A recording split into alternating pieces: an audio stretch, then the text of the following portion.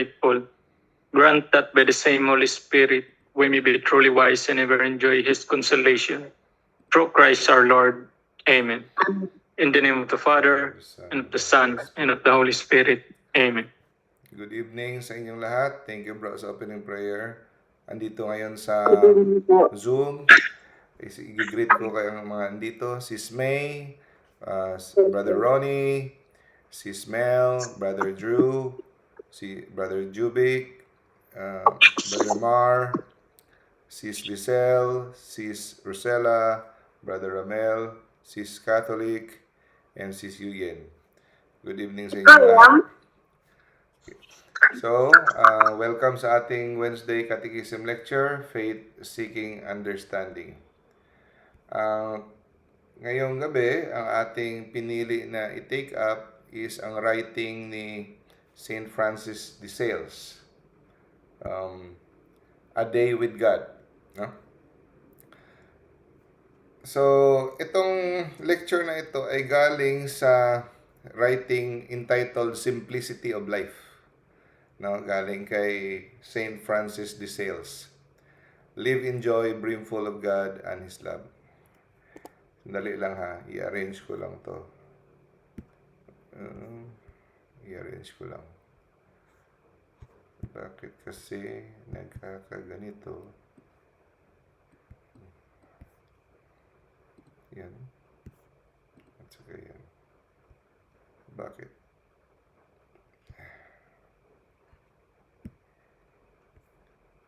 Yun ay so yan ako na lang.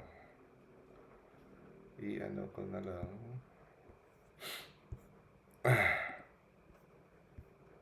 Yan. Saka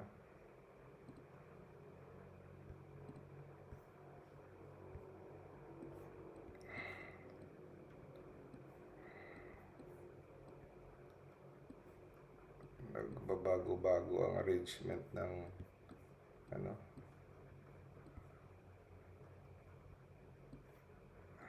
Bakit? Nagloloko ito. Ayaw. Ito. Malapit na. Yun. Yun. Makikita na bro? Yung ano, PowerPoint? Yes po, Doc. Okay na po siya. Naka-center na.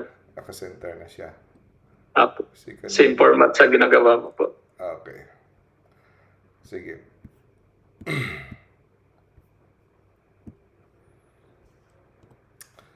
So, itong lecture na ito mga kapatid, 3-part series ito kasi mahaba yung book. So, ito, first part. No? Ang ating tatalakayan ngayong gabi is about the prayer. No? Walking with God the whole day. No? Kasama natin siya. So, magsimula tayo sa pagising sa umaga. Rising in the morning. So, importante pala, sabi ni Saint Francis de Sales, or yung iba ang pag-pronounce Saint Francis de Sales. No? So, sabi ni Saint Francis, dapat sikapin nating matulog ng maaga. No?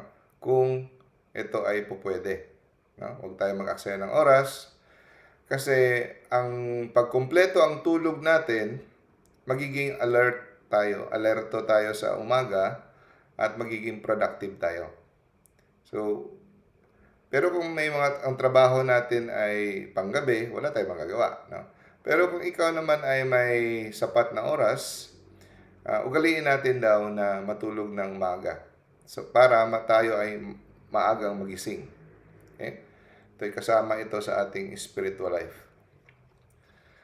Ang umaga, ayon sa kanya, ang pinakamaganda.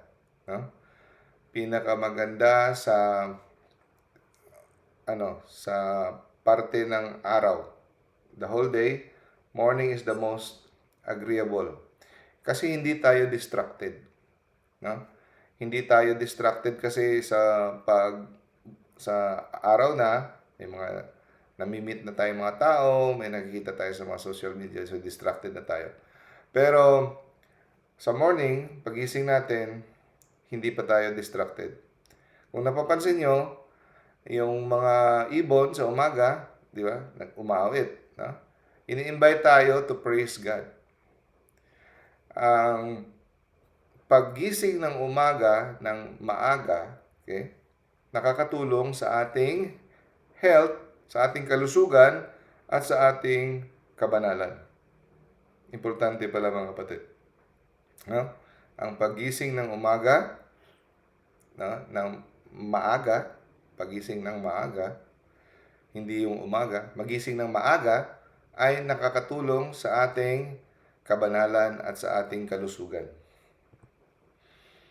So, sa morning, ang gagawin natin, no, as a general preparation sa paghahanda sa buong haharapin natin ang araw, una sa lahat, pagbukas ng ating ulirat, no, pasalamatan natin ang Diyos, no, na tayo ay ginawa niyang ligtas, no, nagising tayo, another day, another life, no, piniserve niya tayo.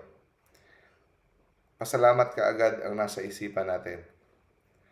Number 2, isipin natin na binigay itong araw na ito para gamitin natin upang paghandaan ang ating eternal life. So, kada araw pala, binigay ng Diyos sa atin upang mapaghandaan natin ang ating eternal life kasama siya. So, dapat magdesisyon tayo. We have to have a firm resolution, firm decision, na gamitin natin ang araw natin ng makabuluhan. We have to use this day wisely. No? At huwag nating aksayahin ang ating panahon sa mga walang kabuluhan. Number 3, planuhin natin kung ano ang gagawin natin sa araw. Yung mabilisan lang, plano. Hindi lang yung planuhin natin, kundi i-anticipate natin kung ano yung mga haharapin natin ng mga tao, haharapin natin ng mga pagsubok, no? At paghandaan natin kung anong isasagot natin na pipili nating sumagot ng ayon sa kalooban ng Diyos. Na tayo sasagot ng mahinahon, na may pagmamahal, no? At may pasensya. So, importante na sa umaga pa lang, pinaghahandaan mo na kung ano yung mga posible mong haharapin. Example, sa tingin mo, sa hapon, yung boss mo kakausapin mo, o may isa kang tauhan, o may isa kang kasama sa trabaho, na madaling mainit ang ulo.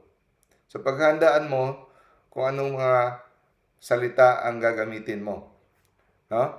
Na hindi daling makasakit, no? At paghandaan mo kung anong isasagot mo kung siya ay magsasalita sa iyo ng sakit na pipiliin mong maging mapagmahal at magpakumbaba. Okay? Number 4. So, first, pasalamat tayo kay Lord. Pangalawa, ating desisyonan na gamitin ang oras, no? Ang buong araw na makabuluhan. Pangatlo, planuhin kung ano yung mga gagawin natin at kung ano paano tayo magre-responde sa mga sitwasyon. At pang-apat, ibigay natin ang ating sarili. Ialay natin ang ating sarili sa Diyos. Magpakumbaba tayo na ipapaubaya natin ang ating sarili. Parang bata na hinahawakan natin ang ating puso. Parang hinahawakan natin ang ating puso at ibibigay natin sa Panginoon. Ikaw ang bahala sa akin, Lord. Ipaubaya natin sa Kanyang proteksyon ang ating mga sarili. And number 5, Hilingin natin um, ang tulong ng ating ina, ng mga anghel at ng mga santos, no? Ating ina, mga anghel at mga santos, na tayo tulungan. Kailangan natin ng lahat ng tulong, no? Kailangan natin ang lahat ng tulong. Hindi lang ang Diyos ang hinga natin ng tulong, kundi kasama pati ang ating ina, mga anghel at mga santos, mga saints, no? So, itong lahat ito, gawin natin ito bago tayo lumabas ng kwarto. No? Ito yung tinatawag na spiritual exercise. Gawin natin to with sincere devotion. Siguro magawa natin to less than 5 minutes. Di ba? Gawin natin before lumabas ng kwarto, if possible. So, pag magsimula ang araw natin sa ganitong paraan, kada araw, ang blessing ng Diyos ay maggagabay sa atin, sasamahan tayo ng mga blessing ni Lord, at tayo ay may strengthen, no? Throughout the day, sa buong araw. Magiging matatag tayo at papupuno tayo ng blessing. Now, mental prayer. So, ang mental prayer, sabi ni St. Francis, above all, no? Una sa lahat, irerekomenda niya prayer of the mind and heart. So, parati nating tayo'y mag-muni-muni. Parati nating isipin ang pasyon ng ating Panginoon. Yung 5 mysteries, no? Isipin natin parati na siya ay nagdusa sa harden, yung siya'y hinagupit, kung paano siya sumagot, anong mga sinabi niya, no? Paano niya inalay ang kanyang sarili sa Panginoon, sa Ama, paano niya ipinaubaya ang kanyang sarili sa kalooban ng Ama. Lahat. So, pag parati nasa isip mo yan, no? Ikaw ay mapupuno ni Jesus. You will be filled with Him. Mapupuno ang isipan at puso mo sa Panginoong Hesukristo. So, kung parati mong iniisip, no? Kahit nagtatrabaho ka, no? O sa panahon ng iyong pagdarasal, no? Ikaw ay parating nalalapit sa Panginoon. You are being close to the Savior in meditation. Okay? So, kung parati mo siyang iniisip, ang kanyang pasyon, wala nang tatalo sa meditation on the passion. Yun ang mga sekreto ng mga saints. Saint Thomas of Aquinas, tinanong siya, anong sekreto mo? Ba't ang talitalino mo? Saan mo natutunan lahat yan? Natutunan niya sa pag-meditate sa cross, sa pasyon ng Diyos. No? So, kung nagme-meditate ka parati sa kung paano si Jesus magsalita, paano siya kumilos, ano yung mga kagustuhan niya, ano yung mga kahilingan niya, no? Magiging dahan-dahan, ikaw ay magiging kagaya niya. Okay? So, ang sabi ni St. Francis, spend a certain time of meditation every day. Kahit magsimula ka lang sa 5 minutes. So, ang pinakamagandang panahon na mag-meditation, morning. Walang distraction. Pero kung hindi mo magawa sa morning, ikaw magbahala kung saan mo ilagay. Start with 5 minutes, eventually magiging 10 minutes, magiging 15 minutes, magiging 30 minutes. Mas maganda kung aabot ka ng 1 oras. Pero, start with 5 minutes. No? Meditate. Yung iniisip mo ang Panginoon, ang kanyang pasyon, magipag-usap ka sa Kanya. Maliban pa yan sa mga vocal prayers. Okay? Yung meditation lang. Iniisip mo siya. Okay? So maganda kung sa umaga dahil less distracted pa tayo. Okay? Kasi galing tayo natulog sa gabi, relax tayo, pagising sa umaga, refresh. Pinakamaganda. Okay? So pagkatapos mo magawa ang iyong mga prayer, no? So, ano nang gagawin natin after prayer? Di ba, pupunta na tayo sa trabaho. Papunta na tayo sa ating mga trabaho, di ba? Huwag mong madaliin daw yung transition. Di ba? From prayer to work or prayer to kung ano mang gagawin mo. Huwag kang biglang lipat sa trabaho. No? Before ka magsimula ng trabaho galing sa prayer, meron kang transition dapat. Meron kang stay quiet for a short time. Huwag agad yung, di ba, pagkatapos natin yung prayer, mag-Facebook na ako. Mag-ano kasi tapos na akong prayer. Dinidistract mo ang self mo. No? Huwag mong sayangin yung closeness mo kay God, tapos i-distract mo ang self mo. Pupunta ka agad sa world. Kung maaari, after ng prayer mo, nalalasap mo pa ang heavenly communion with God, slowly, stay quiet muna, no? Para ang peace and grace na galing sa prayer, hindi mo mawawala.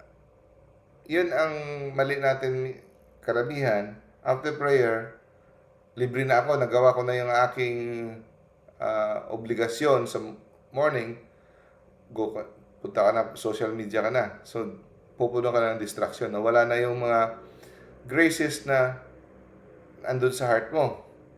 Yung mga meditation mo. So, slowly, dahan-dahan ka mag-transition. No? Slowly and gently, turn your attention from prayer to your daily work. Para madala mo ang mga grace patungo sa iyong trabaho. Okay? Tapos, pagkatapos mong mag-meditate, pag nag-meditate ka daw, para kang pumapasok sa garden. So, pag pumapasok ka sa garden, may makukuha ka talaga mga ilang pirasong bulaklak na nagustuhan mo at dadalhin mo sa labas ng garden. Ganon din ang meditation. Huwag mong hayaan na matapos ang meditation mo na wala kang madadalang mga thoughts or idea. No? So, meron kang gustong idea na gusto mong alalahanin sa buong araw. So, huwag mong i-memorize lahat ng meditation mo. Kuha ka lang ng mga isa, dalawang mga pirasong mga learning. No? Na gusto mo na, like for example, humility. Naalala mo na ikaw ay wala kung wala ang Diyos. So yun, yung mga idea na yun, dalhin mo at ulit-ulitin mo sa isipan mo buong araw. Yung mga nakuha mo sa meditation mo, mag-iwan ka ng isa o dalawa, no? At dalhin mo sa buong araw. Ito yung makakatulong sa iyo, no? Tapos, ang sabi ni St. Francis, huwag nating ihiwalay ang ating prayer life sa ating daily life. No? So, yun. Karamihan, yun ang mali natin. Pagtapos natin prayer, pwede na akong lumusong sa mundo. Kung ano na mga kabulastugan, mga salita natin, mga chismis, mga jokes, na mga yung mga social media, mga palabas. Huwag nating ihiwalay, no? Pagkatapos natin pray, dahan-dahan tayong punta sa ating trabaho, peacefully, calmly, no? So, itong transition na ito, dahan-dahan para hindi ma-disturb ang ating peace na nakuha sa prayer. At alalahanin natin parati na ang ating prayer at ang trabaho ay parehos na nagsaserve kay God. So, while nagtatrabaho tayo at ginawa natin ito ng masinsinan, ang trabaho natin, ito ay pag-aalay sa Diyos. So, yung prayer natin at ang trabaho kahit sa opisina at delivery, ito ay pag-aalay sa Diyos. Kaya huwag nating ihiwalay. No? Pareho silang nagbibigay ng kaluwalhatian sa Panginoon. Now, kung ikaw ay nagme-meditate and then you pray, no? At nadarama mo na parang feeling mo walang comfort, hindi ka nasisihan, parang walang consolation, parang ang layo-layo ni Lord, huwag kang sumuko. Okay? Don't be discouraged if you don't feel comfort or consolation during meditation. Okay? Patuloy mo lang.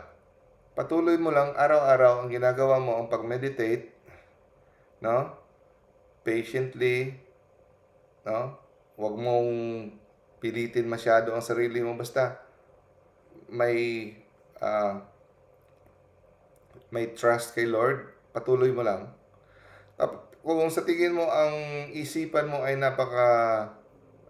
napakakupad at parang pagod ang isipan mo, hindi ka marunong, hindi mo kayang mag-isip, no? Mag-meditate, you can read a little bit sa mga spiritual books.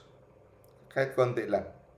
So kung medyo na-refresh ka konti sa spiritual book or Bible, na-refresh ka, balik ka na naman sa meditation. Tapos kung napapagod ka na naman, read ka na naman, balik ka na naman sa meditation.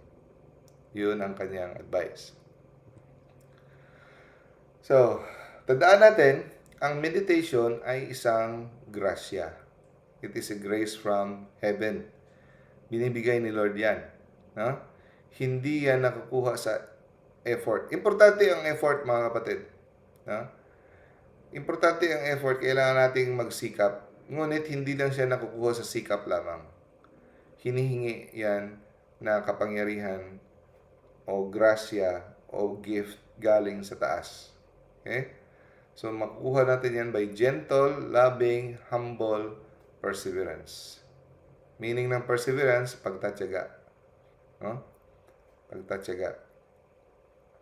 Parati tayong nakikinig sa boses ni Lord. Iisipin natin parati ang pasyon. No? Ang sabi ni St. Francis, minsan daw, nasubukan niya na rin, no? Na pag pray siya, diretso pray, no? At walang mga introduction, walang preparasyon. So dito natin malalaman na pag nag-pray tayo, kailangan pala ng preparation. So, pagluhod natin, uupo ka man o luluhod ka man, o tatayo ka man o naglalakad ka man. Pero pinakamaganda ang pagluhod, no? So, bago ka magsimula sa pag-pray, ihahanda mo ang iyong sarili. Yung isipin mo na ikaw ay nasa banal na presensya ni Lord. At bago ka magsimula mag-pray, hingi ka ng tulong sa Holy Spirit, turuan ka mag-pray, at magpasalamat ka na binigyan ka ni Lord ng pagkakataon mag-pray. Sabi dito sa baba, thanksgiving, offering, at saka dapat mayroong clear na closing prayer. Sabi niya, minsan, walang preparation, diretso sa pray, pwede rin. Effective rin minsan kahit diretso na. Karamihan sa atin yung ginagawa natin. Kasi before tayo makipag-usap sa hari, 'di ba may mga introduction pa 'yon, 'di ba? Ganoon din sa ating Panginoon. No? Hihingi tayo ng tulong o we are requesting na sana ang ating prayer ay diringgin ng Panginoon. Yung hindi lang yung may dala kang sulat tapos isasaksak mo sa kanyang bibig, tanggapin mo yung sulat ko. Ganon pag walang paghahanda. Yung pag ikaw ay messenger na magdadala ka ng mensahe sa hari, may proper introduction. Your Highness, Your Grace, I am here to bring this message. Ganun na. So, ganun din ang prayer. Hindi lang yung in the Father, Son, Holy Spirit, and our Father who art in heaven. Before ka magsimula ng prayer, ihanda mo muna ang iyong sarili. Magpasalamat ka na ikaw binigyan ng pagkakataon. Hiling ka sa Holy Spirit, turuan ka mag-pray, at hihilingin mo sa Panginoon na sana kanais-nais at kalugod-lugod yung prayer mo. Kasi ikaw ay humaharap sa hari. No? So, yung gift of prayer, galing sa Diyos. No? Galing sa ating Panginoon. Handang-handa siyang ibibigay sa atin ang gift of prayer kung ang ating focus, ang atensyon natin ay hindi sa ating sarili. Hindi sa ating mga desire, hindi sa ating mga comfort, at hindi sa ating mga kalooban at kagustuhan. So, hindi tayo nabibigyan ng gift of prayer kung ang focus natin ay panay ang ating sarili, kasiyahan, kaginhawaan, desires. So, nakikipag-usap ang Panginoon sa mga taong mapagkumbaba. God speaks to those who are humble. No? At ibinababa ang kanilang sarili sa harap ng Diyos at sa ibang mga tao. Now, kung may panahon na ganado tayong makikipag-usap sa Diyos, marami tayong sasabihin, marami tayong gustong sabihin sa Panginoon. May mga time din na parang hindi mo alam kung anong sasabihin mo. Parang mabigat ang mga suliranin, parang hindi ka marunong magsalita. No? May mga pinapasan ka. Depressed ka, mga ganon. So, kahit wala kang sasabihin, sabi ni St. Francis, stay quietly in God's presence. No? Kahit ikaw ay walang sasabihin, andun ka lang sa presensya ng Panginoon, lalo na sa Blessed Sacrament, it will still please Him. Siya ay masisiyahan sa iyong presensya. At mabibigla ka na lang in the future na inaakay ka na pala niya. No? Basta manatili ka lang. No? Porsigido ka lang, manatili ka lang sa pagpatuloy ng prayer. Darating ang araw, hindi mo mamamalayan, ikaw ay inaakay niya, tinuturuan niya mag-pray. Okay. The sacrifice of the Mass. So, sabi ni St. Francis, ang pinaka-importante na parte ng ating spiritual life, ang pinaka-importante, wala nang hihigit pa, ay ang Holy Sacrifice of the Mass. Yan ang pinaka-importante, pinaka-sentro ng ating buhay. Okay? It is the center of the Christian faith and the heart of devotion. Importante ang mga rosary, kung ano pa dyan, mga devotion, lahat, mga 3 o'clock prayer, Pero, lahat yan, dapat sila lahat ng devotion, konektado sa banal na misa. Kasi, yan ang pinaka-importante ng ating spiritual life. So, itong banal na misa ay isang banal na misteryo na nagpapakita ng kung ano tayo kamahal ng Panginoon. So, kung gusto mong makita kung paano ka minahal ng Diyos, wala nang iba, hindi sa banal na misa. Doon niya pinapakita, binubuhos ang lahat ng pagmamahal niya. So, dito sa banal na misa, ito yung panahon na pinakamalapit ang Panginoon sa atin. He comes very close. Hindi lang malapit, pumapasok talaga siya sa ating katawan, sa komunyon. No? At dito niya binubuhos ang kanyang mga grace sa atin at blessings. So kaya nga, napaka-importanting slide, lahat ng ating panalangin, pag isinama natin sa banal na misa, no? Pag sinama natin ang ating mga prayers sa banal na misa, magkakaroon siya ng unspeakable force. Pinakamatindi na power, no? Sobrang effective at ang power, ang effect ng prayer pag isinama natin sa misa. Kaya kung maaari, sikapin nating makadalo ng misa kada araw. Kung pwede. Kung kaya ng iyong schedule ng iyong trabaho. No? Sa amin, Mrs., sa amin pwede. So kaya, we go to Mass every day. So, sa ganung paraan, no? Ma-offer mo, no? Ma-offer mo ang sacrifice ni Jesus. Si Jesus ang nag-sacrifice, di ba? Yung sacrifice ni Jesus sa krus, kasama ang pare, ma-offer mo. Kasi royal priesthood tayo, pwede tayo mag-offer. So, kasama ang pare, no? I-offer natin ang sakripisyo ni Jesus sa krus sa Ama para sa benepisyo mo ng iyong sarili at sa benepisyo ng buong simbahan. Okay? Now, ngayon, kung hindi ka pwedeng makapagsimba araw-araw kasi may trabaho ka na hindi ka pwedeng makapagsimba, malayo ka simba, kung anong mga rason, be present in spirit. Yun tawag ng spiritual communion.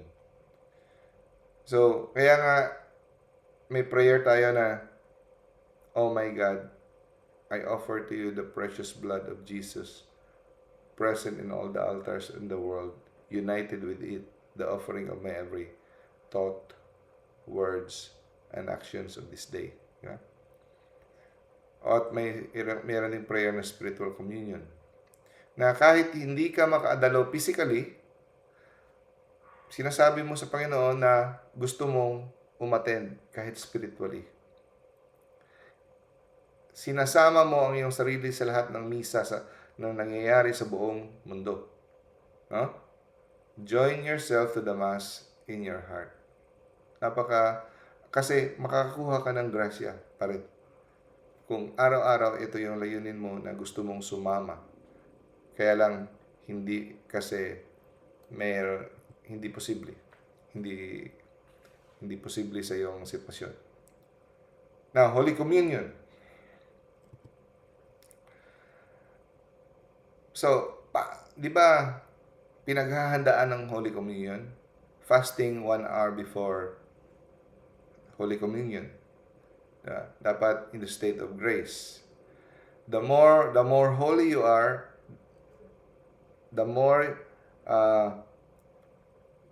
ang iyong disposition mas maganda. The more united you are, the more blessings, the more graces matanggap mo pag ikaw ay mas konti ang iyong kasalanan, venial sin, mas banal kang tumanggap ng Holy Communion, mas malaki ang grasya. Okay? Kaya nga hindi ka pwedeng magtanggap ng Holy Communion kung mayroon kang galit eh. Diba sabi sa Bible, if you offer your offerings to God and you remember that you hate your brother, leave your offering. No? Kasi yung galit, yung mga kasalanan, mga pride, kung ano yan ang hadlang eh. Lalo na yung mortal sin. Diba? So, kailan tayo maghahanda para sa pag-receive ng Holy Communion? Kasi ang tatanggapin natin, si Jesus Christ, the King of Kings. So, pinaghahandaan.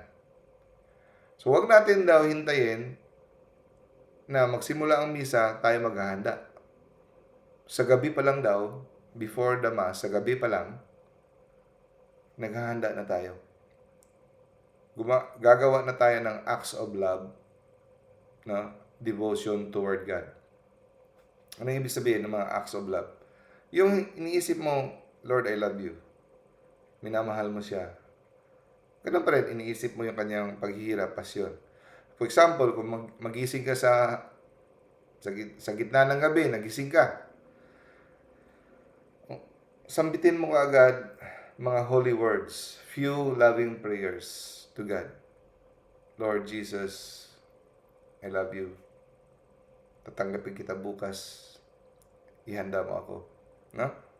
So, ganitong paraan, ikaw ay magiging handa sa pagtanggap kay Jesus na may labis ang pagmamahal. Okay? So, sa gabi pa lang, pinaghahandaan na.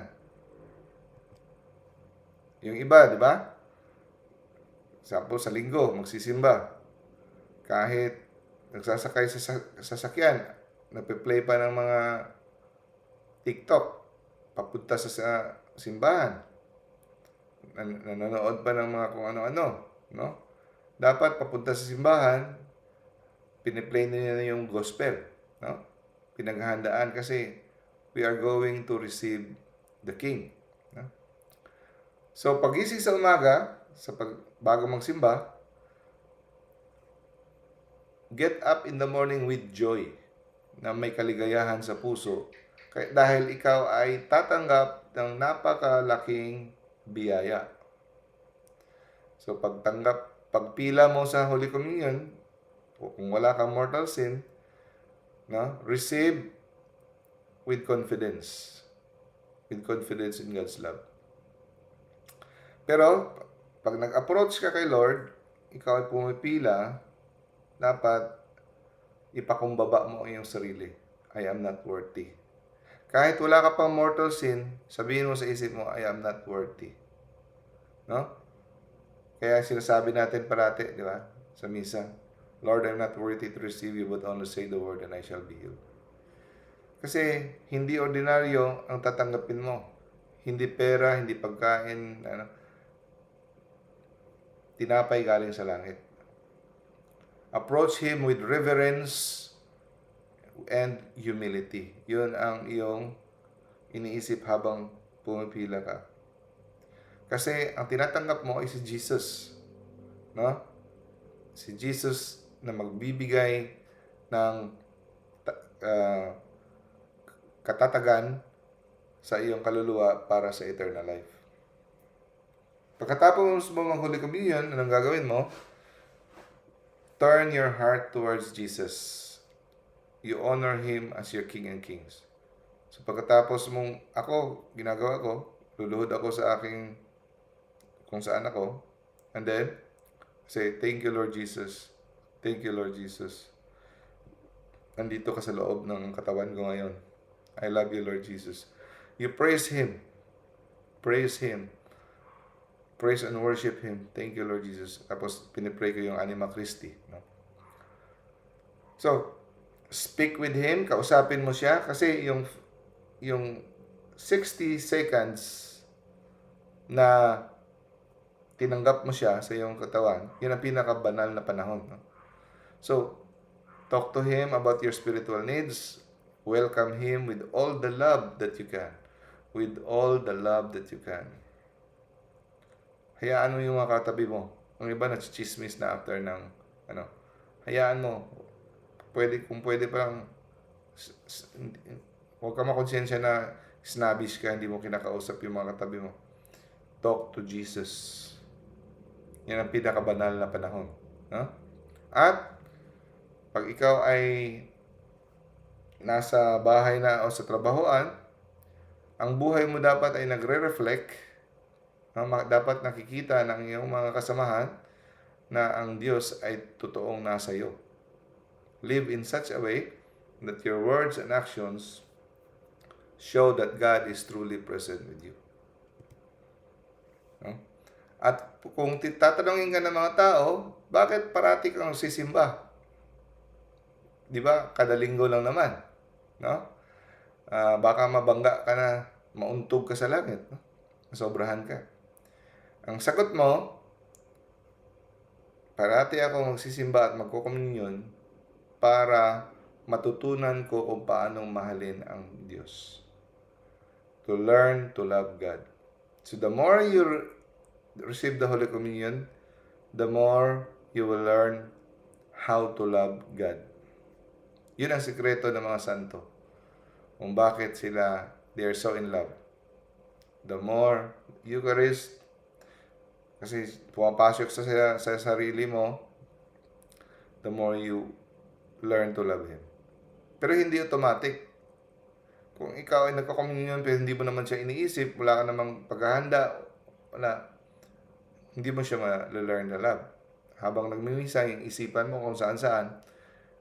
Ang sinasabi dito, you will learn to love God if you receive the Holy Communion devoutly. Diba?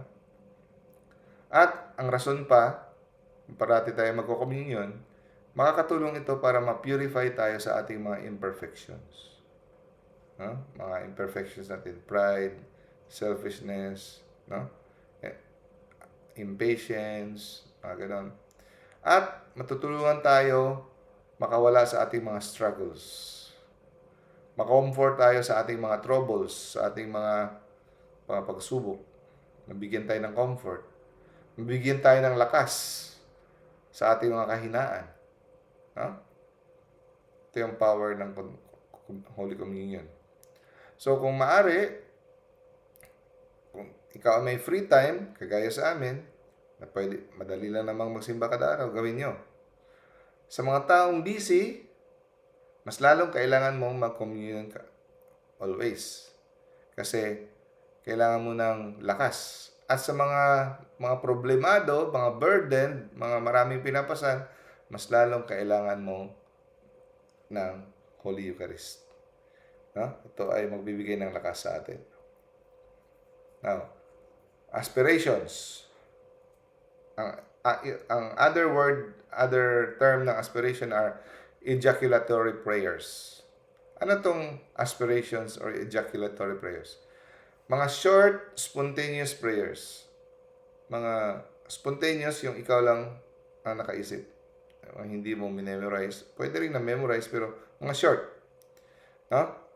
Nasasabihin mo throughout the day. Naglalakad ka, paano mo ginagawa mo, kumakain ka. Ang purpose ito ay para mabaling mo ang iyong isipan sa Diyos. Okay? So usually, mga one sentence. Lord Jesus, kapag gising ko sa umaga, dati, Lord help me, ngayon, bago na naman. Pag gising ko sa umaga at antok pa, sabi ko, Lord, pasaylo ako sa umasala. Forgive me of my sins. Lord, forgive me of my sins. Yung balik-balik na. Yun, mga aspirations yan. Ejaculatory prayers. So, inuulit-ulit mo, said in moments of work, habang nagtatrabaho, or stress ka, or silence. So, ito, mga aspirations, nakakatulong spiritually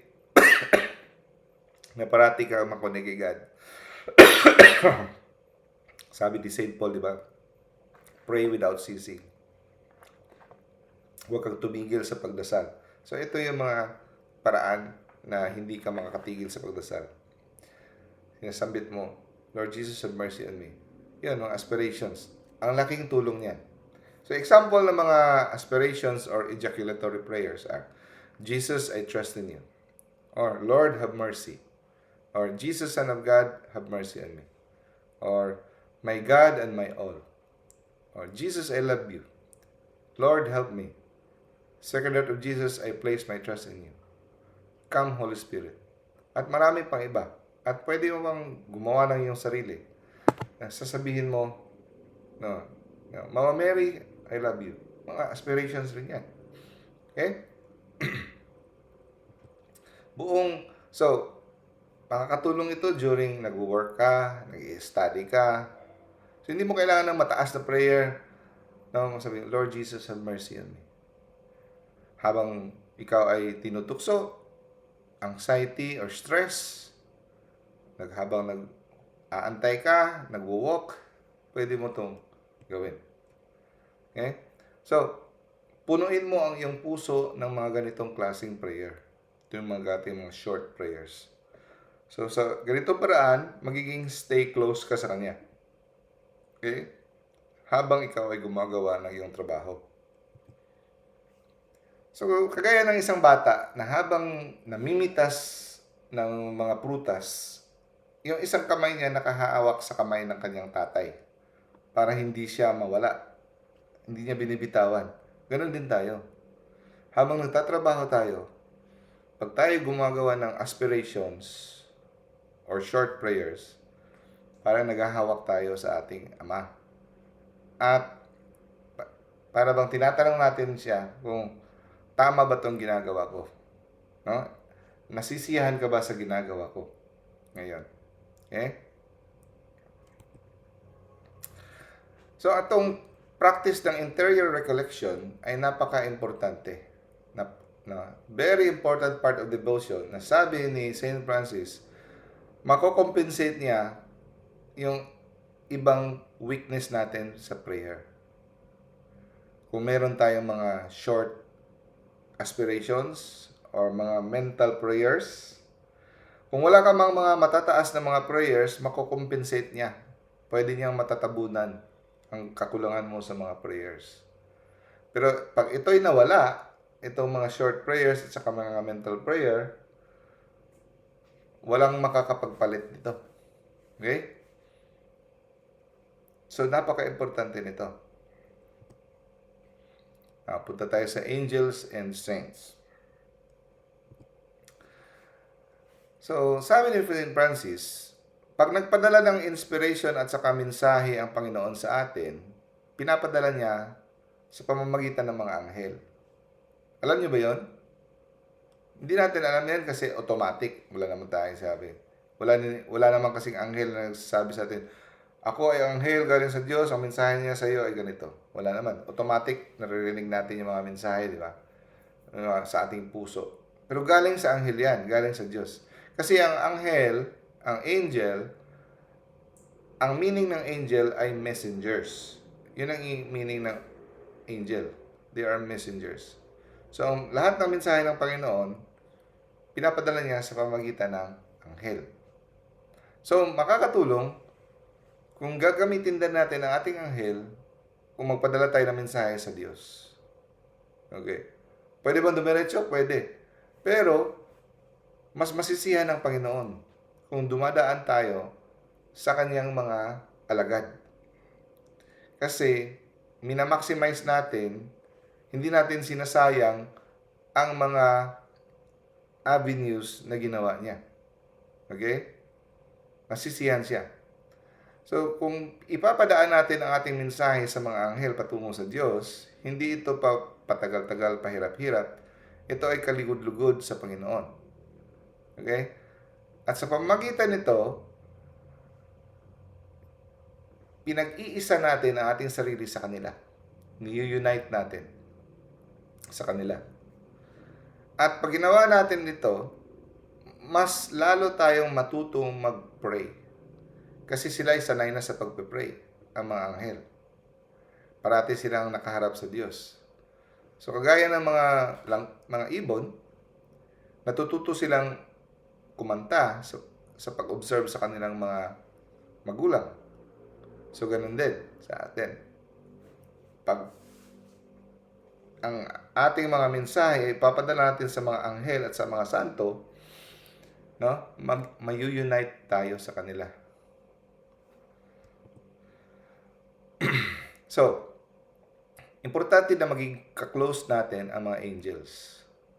Kasi, andyan sila parati sa atin. Hindi lang natin nakikita, pero andyan sila parati sa atin.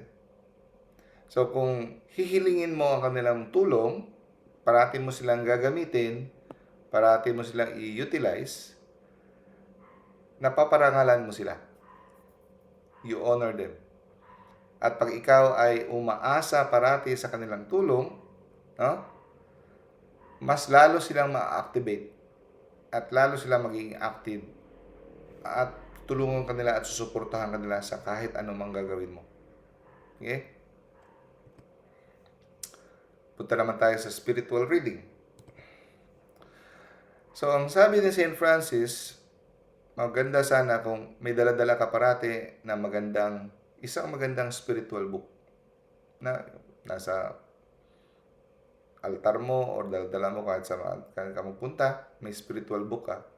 At magbasa ka ng kahit konti lang kada araw na may devotion. Yung kahit konti lang binasa mo, isang page lang or kalahating page with devotion, nilalasap mo yung binasa mo, malaking tulong. No? So, tingnan mo ito na para bang tila ba ang isang santo o anghel nagpadala ng mensahe sa iyo. Yung binasa mo, mensahe ito galing sa isang santo, galing sa langit. Mensahe galing sa isang anghel or sa Panginoon. No? Na nag-i-encourage sa atin sa ating daan patungo sa langit. So, nakakatulong din kung parati tayong magbabasa ng mga kwento ng buhay ng mga santo.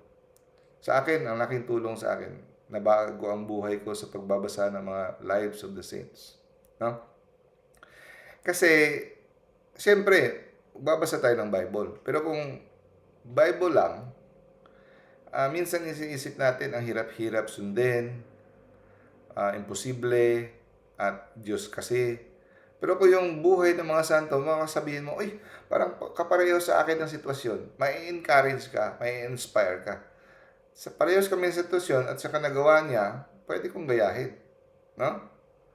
So, para siyang reflection ng buhay mo. May mga santos na medyo kaparehas, kaya pwede tayong pumili kung anong santos ang gusto natin, yung medyo nakaka-relate ka, medyo may common denominator kayo, di ba? At pinaalalahanan sa atin ni St. Francis na hindi kailangan na lahat ng ginawa ng santo gagayahin mo. Kasi marami silang ginagawa na hindi naman angkop sa ating panahon at hindi applicable sa atin. Hindi natin kailangan kopyahin lahat ng ginawa nila. Like, hindi mo kailangan kopyahin na matulog sa yung unan mo ay bato, kagaya ng sila ni St. Dominic Savio. Yung iba, sinasadya nila ang unan nila bato. So, hindi lahat. Pero, ang common denominator nila, pwede natin gayahin ang kanilang mga virtue. Yung specific na ginagawa na hindi natin kailangan kopyahin, pero yung mga virtue nila, yung mapagkumbaba, no? Yung pasensyoso, yung intense faith, yung mga virtues nila. Okay? Examine and night prayers. Ito, malapit na tayo matapos. So, examination of conscience, sabi, dapat natin gawin at hindi pwedeng kalimutan kada gabi. Okay. It should always be made before going to bed. The examination of conscience. Hindi ka lalago sa spiritual life pag hindi mo ginagawa ang examination of conscience. Again, it should be made before going to bed. So, number 1. So, 4 na step ang examination of conscience. Madali lang. Okay? Number 1, pagpasalamat ka sa Panginoon sa buong araw na ikaw ay ginabayan at pinotektahan niya. Ha? Pasalamat ka. Pangalawa, i-review mo, para kang may CCTV na i-rewind mo kung anong ginawa mo sa buong araw. Mabilisan lang, pero para makatulong, alalahanin mo kung saang lugar ka pumunta, ano yung mga lugar na pinuntahan mo, sino yung mga taong nakasalamuha mo, at paano mo ginamit ang araw mo, yung oras mo sa buong araw. So, tingnan mo doon. Okay? Number 3, pag nakita mo may ginawa kang mabuti, huwag mong pasalamatan ang sarili mo. Pag may nakita ka ginawa kang mabuti na ayon sa kalooban ng Diyos, magpasalamat ka sa Diyos. No? And then, kung may nakita kang, may ginawa kang hindi maganda, may sinungitan ka, may minura ka, may nagdamot ka, o nagalit, o ano ba, no? hinihingi ka ng patawad sa Diyos. At kung mortal sin man yon ang ginagawa mo, make a resolution na makapag-confess ka as soon as possible. At hingi ka ng tulong na hindi mo na gagawin ulit. No? Make a sincere effort to avoid it in the future. And then, yun. And number 4, no? Nakalimutan ko lang ilagay ang number. Number 4, we entrust ourselves to God.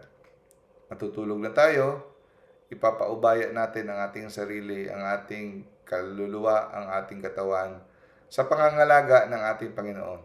At hilingin natin sa ating ina, sa ating guardian angel at sa mga santo na tayo'y bantayan. No? So, ako'y mamahinga na Lord, ikaw nang bahala sa akin. No? Kasi pwedeng hindi ka na gumising sa umaga, ililigtas ka niya. No?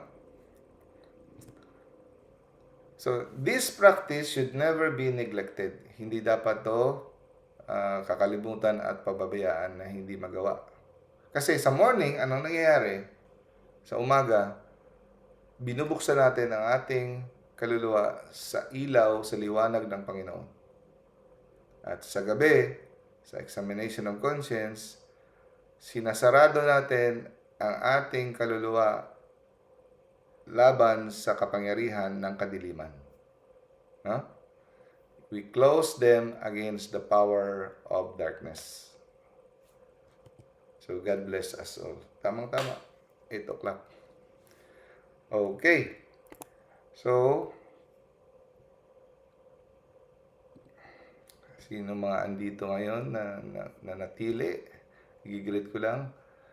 Brother Drew, Sis Juvic, Sis May, Brother Mar, Sis Mel, Sis Monet, Brother Naven, Sis Lizelle, Sis Rosella, Sis Cheryl, Brother Ramel, Brother Ray, Brother Ronnie, Sis Catholic, Sis Mel, and Sis Yuyen. Good evening sa inyo. Salamat. Extra points kayo kay Lord sa pagjaga dito ngayon. Maraming salamat din, Doc. Thank you po, Doc. Welcome. God bless. Mag-closing prayer tayo. Sinong gusto mag-closing prayer? Kung walang mag-volunteer, ako mag-volunteer sa inyo. Itong bagong kasal, si Sis May. Sis May, praise the Lord. Okay, closing prayer tayo, Lord. Sis. Umulan dito. Baka mahina yung ano. Okay lang. Clear pa rin ang boses mo. Clear pa rin. In the name of the Father, the Son, the Holy Spirit. Amen. Our Father in heaven, hallowed be your name. The kingdom come, your will be done on earth as it is in heaven. Give us this day our daily bread and forgive us our trespasses, as we forgive those who trespass against us. And lead us not into temptation, but deliver us from evil. In the name of the Father, the Son, the Holy Spirit. Amen. Thank you. Amen. Thank you, brothers and sisters. God bless. God bless. Thank you so much, Doc. See you Thank next you po. week. See you next week po. Lahat. Record.